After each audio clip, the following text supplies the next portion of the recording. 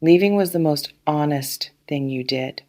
Not the most dramatic, not the most visible, the most honest, because walking away from something that wasn't working when everything in you wanted it to work, when the attachment was real and the hope was real and the leaving cost something genuine, that kind of leaving requires a specific alignment between what you know and what you do. Most people know things they don't act on. You acted on it. And that action, quiet, final, no speech required, said something about you that all the words in all the conversations that preceded it hadn't managed to say with the same clarity. It said, I know what I'm worth, not as a performance, as a fact, stated not to them, but to yourself, through the specific language of behavior rather than declaration.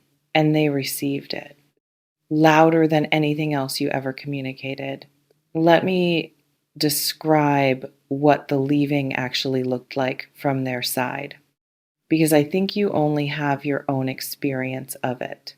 The decision, the cost of it, the specific, unglamorous reality of removing yourself from something you were attached to and continuing your life without it.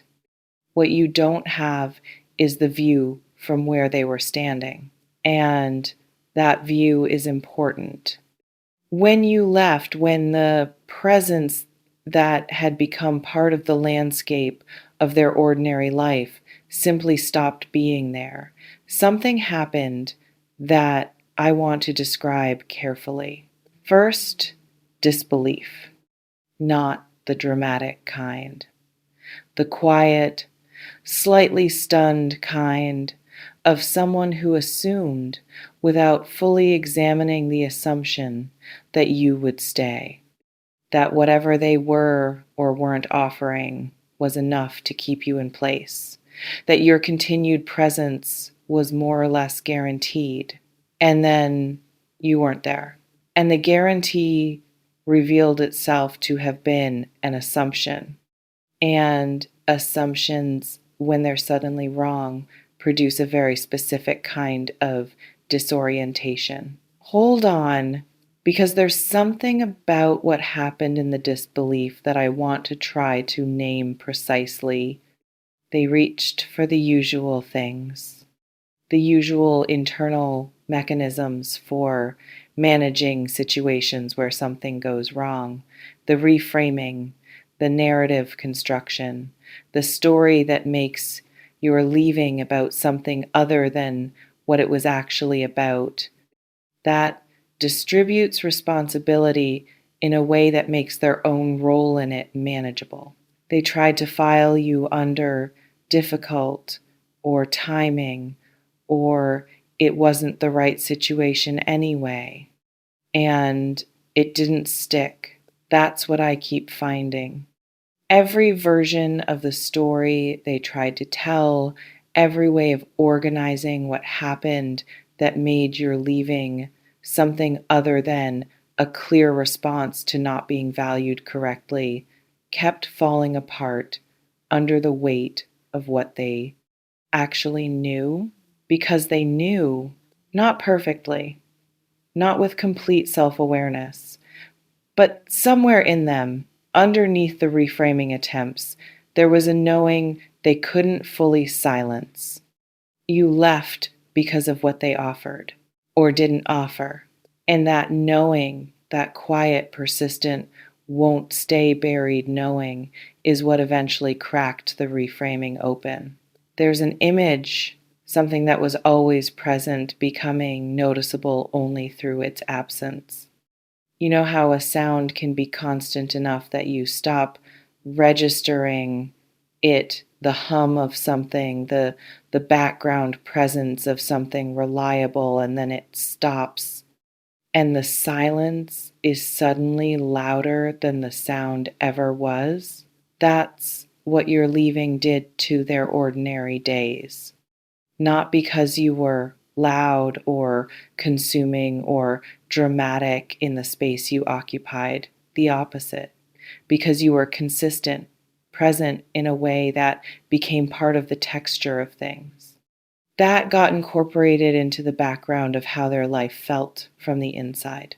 And the background changed when you left in a way that made the background itself suddenly audible.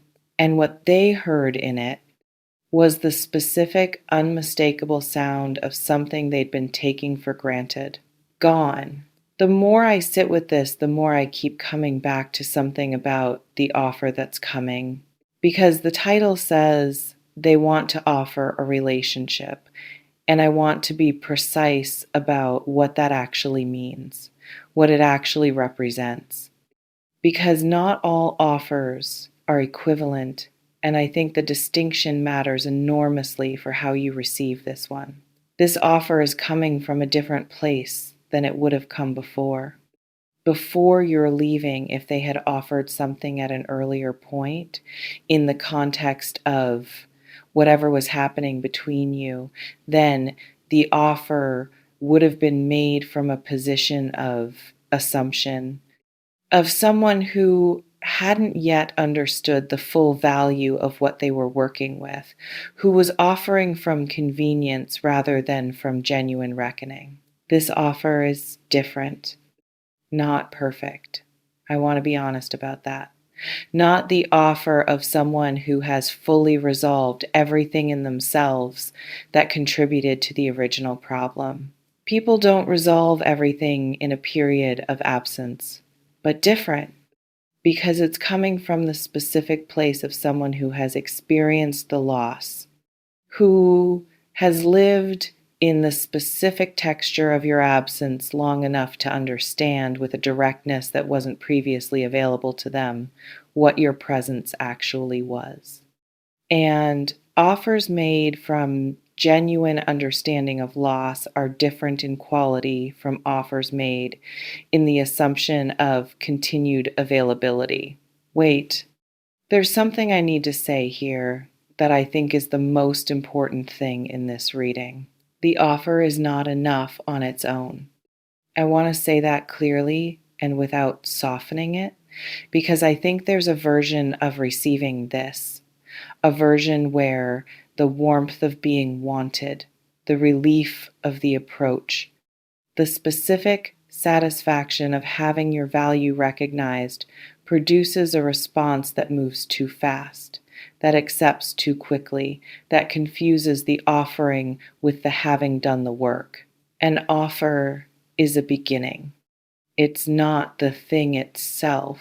And what you walked away from, the specific situation that you're leaving, was a response to that situation, had a cause, something in how they were showing up, something in what was being offered and what wasn't, something that your presence alone couldn't fix, and that your absence apparently has given them reason to examine. The question is not whether they want to offer something now. The question is whether what they're offering has actually changed, not in words, in the specific behavioral, shows up in ordinary moments way that real change shows up. I want to describe what you've been doing while they've been in their reckoning, because this isn't just their story. You've been living, and I mean that in the fullest sense of the word, not just continuing, actually living, moving through the time since you left in a way that has done something to you. Something quiet and gradual and mostly invisible from the outside.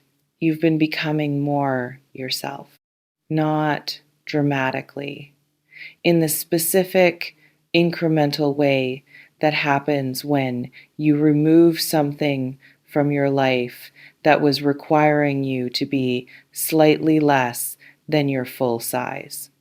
When the energy that was going into managing an insufficient situation gets redirected into your own life, into your own projects and relationships and the particular quality of attention you bring to things when you're not partly occupied with something that isn't working.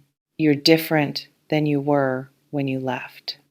More settled, more certain, more clear about specific things, about what you need, what you won't accept, what a relationship actually has to feel like to be worth your sustained investment. And the person coming toward you with this offer is going to meet that version of you, not the one who left, the one who has been living since, and that version has different requirements. There's something about what a real conversation about this needs to contain. Not the initial contact, the message or call, or whatever form the offering takes. What needs to happen after that? In the actual conversation where this gets addressed properly, because you're going to need to say some things, not as conditions being issued, not as the performance of someone who has power now and wants to demonstrate it, as honest communication from someone who needs specific things to be acknowledged before anything new can be built. What changed?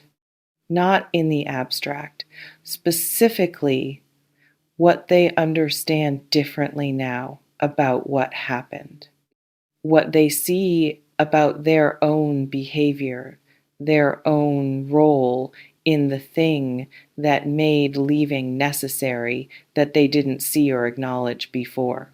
What they're actually offering, not the category of relationship, the specific quality of it, what would be different, not in the hopeful, intention based way of someone describing what they want to do.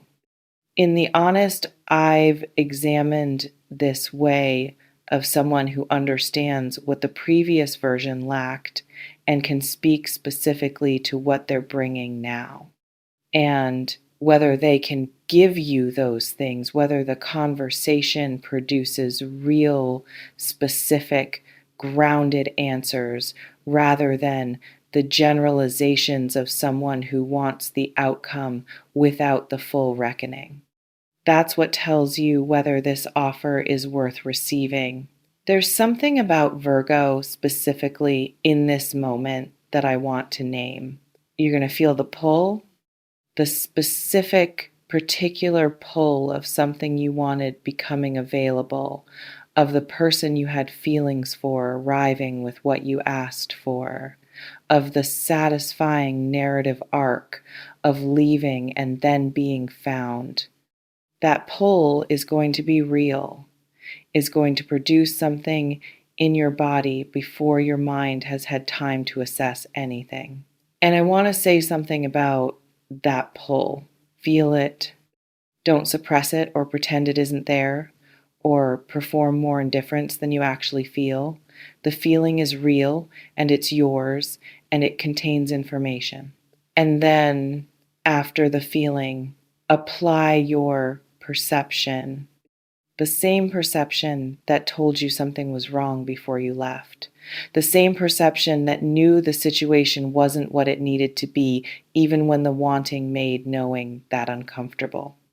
The same extraordinary Virgo capacity for seeing things as they actually are rather than as you hope they are.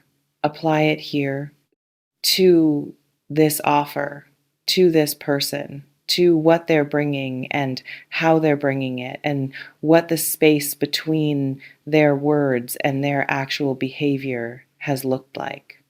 The pull and the perception can coexist. Let both be present and make your decision from the place where they meet. The last thing, you showed them your worth by leaving. And I want to add something to that. You showed yourself your worth by leaving. That's the part that doesn't get said enough in these conversations. The part where The real significance of what you did is located because demonstrating your value to someone else is meaningful. But the more durable thing, the thing that stays with you regardless of what they do with this offer, is what you demonstrated to yourself. That you could, that when something wasn't serving you, you had the specific capacity to remove yourself from it, even when you were attached, even when it cost something. Even when the leaving felt like loss rather than liberation in the moment it was happening, you did it. And the Virgo who did that is not the same Virgo who is now receiving this offer. The one receiving this offer knows something she didn't know before, that her own standards are enforceable, that her walking away is real, that the value she knows herself to have isn't dependent on someone else recognizing it. It exists regardless. It existed before they recognized it. It will exist regardless of what she decides about this offer. Let that ground inform every part of what comes next, not as armor, as foundation, the most solid kind, the kind you built yourself. By leaving, if something in this touched something true, if a moment landed somewhere you needed it to, I'd love to hear from you in the comments. Tell me what resonated, even just a few words. It means more than you know.